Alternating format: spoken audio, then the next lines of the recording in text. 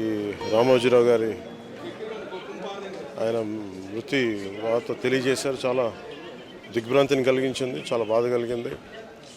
ఎందుకంటే నేనేం కోరుకున్నానంటే ప్రమాణ స్వీకారం తర్వాత వచ్చి వారికి కలవాలని అనుకున్నాను. పాపం ఆయన ఎంత ఇబ్బంది పెట్టారు ప్రభుత్వాలు గత దశాబ్దన్నర కాలంలో. పాపం ఆయన ఎన్ని తట్టుకొని ప్రజలకి చైతన్యం చేసి ఆయన అండగా నిలబడ్డారు. ఒక మహోన్నతమైన వ్యక్తి. ఇప్పుడు ఆంధ్రప్రదేశ్లో కానీ భారతదేశంలో ఎక్కడైనా సరే, ముఖ్యంగా ఆంధ్రప్రదేశ్ తెలంగాణకు సంబంధించి తెలుగు రాష్ట్రాల్లో ఏ జర్నలిస్ట్ ఉన్నా అది ఈనాడు స్కూల్ ఆఫ్ జర్నలిజం నుంచి వచ్చే రూట్స్ దానికి ఉంటాయి.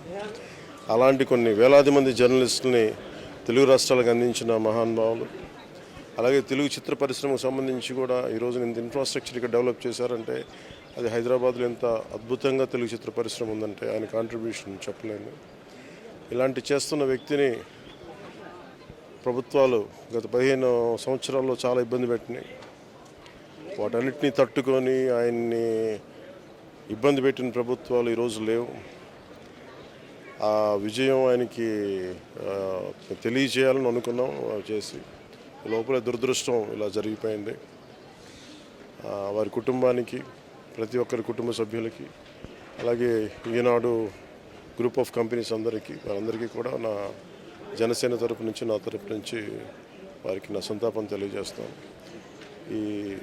ఈ సమయంలో మీ అందరికీ ఆ భగవంతుడు వారి కుటుంబ సభ్యులకి అండగా ఉండాలని కోరుకుంటూ సెలవు తీసుకుంటాను.